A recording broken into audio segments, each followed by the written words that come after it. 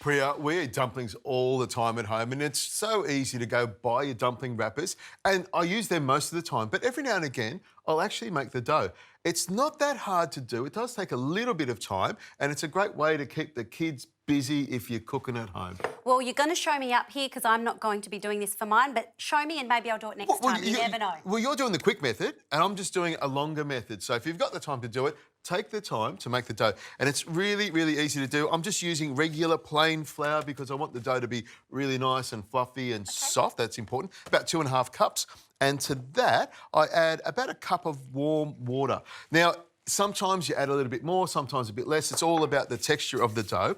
I'll start mixing that around, and I'll just start with my little finger like this. Okay. Just like that, just mix it around until it starts to form a dough like this. You could use a spoon if you want, but you know... You've got really choice finger. Exactly. All I've dirtied is one little finger. So, you know, it's an easy thing. And with my thumb and the rest of my hand, I just gently work the dough together till you soak up all that flour. You can make it on the board if you want, but in a bowl like this, sort of keeps the flour all together so you don't have a bouncing flour all over the place, which is the last thing you want, isn't it, Priya? That's happened to you, hasn't it? It has. You've done It the has. flour on the bench and it's just gone everywhere and it just makes a hell of a mess.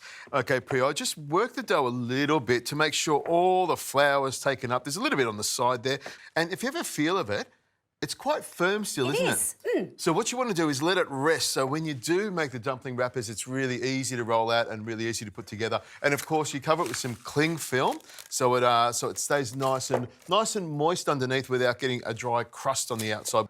Now, this is some chicken mince, and that's going to make a really, really nice filling. But you could use anything you want. I've made this with prawns before. I've made it with lamb, whatever you want. You can even make it with mushrooms and tofu if you want a vegetarian or vegan version of this. Now, I've got some spring onions here and some coriander that I'm going to chop up. And you've got the ginger and the garlic that you're going to microplane so it's nice and fine.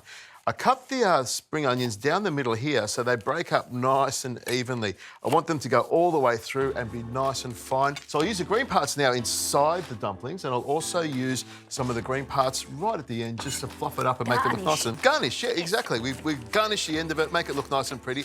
And the onion, the green on the top of it, has got a lovely flavour that goes in the mix. Now, if you want to put some chilli in here, you can. Some people fry onions and put them in there. I'm chopping the coriander, so I want you to grab the sweet soy that's over there. Yes. Pour about a tablespoon in there. You can put whatever sauce you like in here. You're going to put some hoisin in there as well, which has got a great flavour. You can have a lot of fun with all the different Asian sauces that you can work out your own combination and your own flavours. Yes. So your family has its own flavoured dumplings. Yes, you find your family flavour. Exactly. And we're taking people home on this dumpling journey. This is what you make. I'll show you what I make. Light soy goes in there as well. I've got some pepper and some salt because we want it to taste really, really good. Now, I'll just start mixing this together and I'll hand this over to you. I want you to mix that. What I'll get you to do is mix that around till it's nice and pasty, which will take about 10, 15 minutes. And while you're doing that, I'll go have a cup of tea.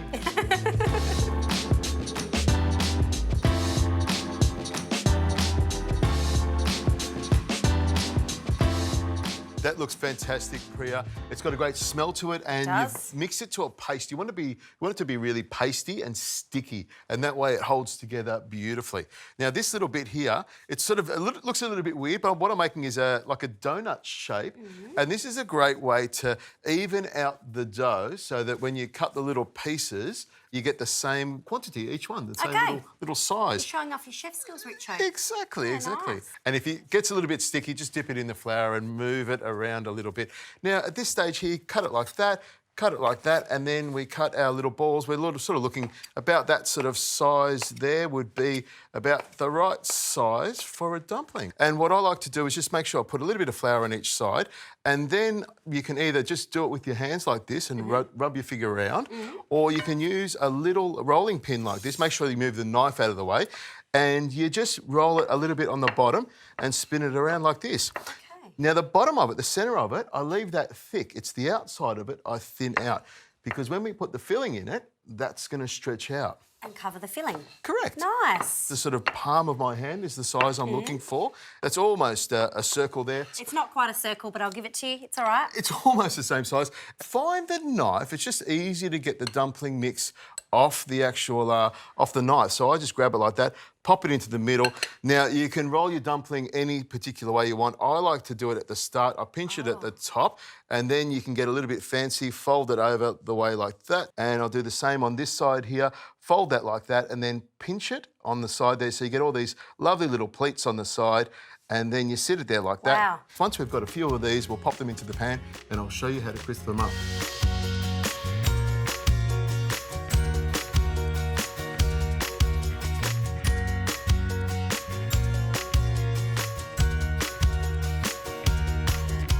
That's a lot of fun making them, isn't it? It is. I love that you can clearly see which ones Richo has made and which ones I have made. We'll mix them up so no one will no one will ever know. No one will Perfect. know. Now, at this stage here, I'm going to fry the dumplings. So they're pot stickers, which it's a bit ironic because we're using a non-stick pan, so they won't actually stick. They'll go nice and crispy. Now, I'll turn that on so we've got a nice, about 5 mid-temperature.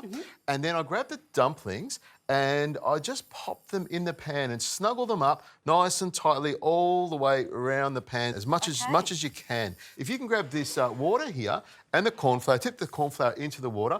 I'm going to show you my way of doing it. Often when we do the pot sticker dumplings, we fry them first and then put the water in them. I do them a little bit different. So if you whisk that around, we put the corn flour in the water because I'm going to get a crust on the bottom. So I'll pour this straight in. The trick is to fill the pan up to about 2/3 the way up the dumplings. So we'll actually steam the dumplings. By that time, the water's evaporated. We're left with the corn flour, which causes a lovely little crust on the bottom. On goes a nice tight-fitting lid. That's on a medium-high heat. Another little thing to keep an eye on is just give them a little bit of a jiggle every couple of minutes to make sure they don't stick to the bottom, and we'll be ready to tuck into some dumplings. I'm excited.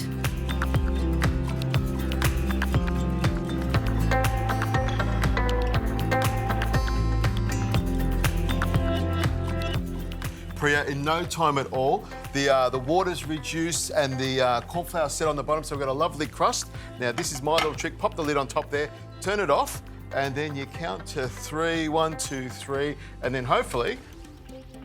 Holy moly. Oh, wow. Do you like that? I do. Well done, Richo. It worked, nice and crisp on top. I mean, we could let it go a little bit longer and get it under there, but I was hungry for this. I really wanted plenty. Chuck it on? Go for it. Load it up. Beautiful. Use it like you stole it. Lots of green veg on there.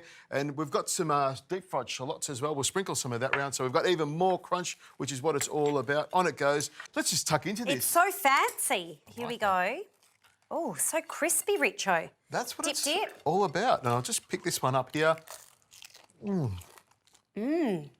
Nice filling on it. The dough is quite chewy, isn't it? It's not got a nice texture to it. The flavour of the chicken in there is fantastic as well. He's reviewing his own recipe. I love it. He's just taken over, but it is delightful. The dough is beautiful and definitely different to the stuff I'm going to use. Yep. But I'm thinking you could chuck some veggies in there too, Richo. Put some through the filling, up the veggie content. That's a cracker. Quick and simple, and if you buy the frozen dumplings, you can do the same sort of crust on the bottom of it. Real easy. Just be careful when you turn it over. That can be quite sketchy. Other than that, what a great dumpling.